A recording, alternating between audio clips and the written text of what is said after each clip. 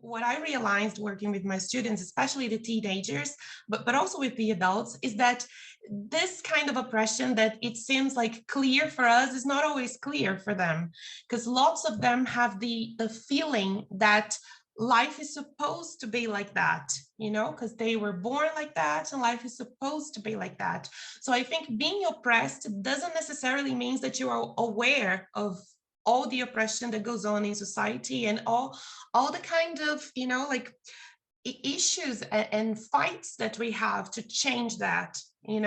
So I'm not saying that I want my students to have like an even more difficult life than they already do talking about that, but I just want them to be able to realize how this goes on in society, right?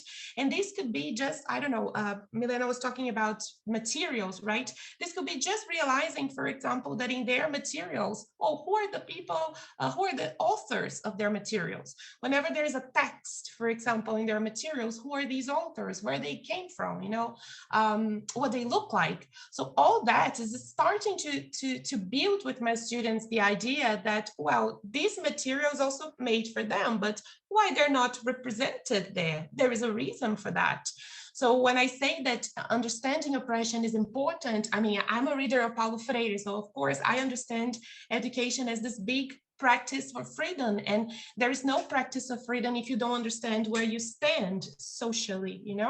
So that's why I think understanding the oppression that happens in society in all spheres is important. But of course, I'm not going to go to kids and say, hi, you are oppressed, so let's talk about that.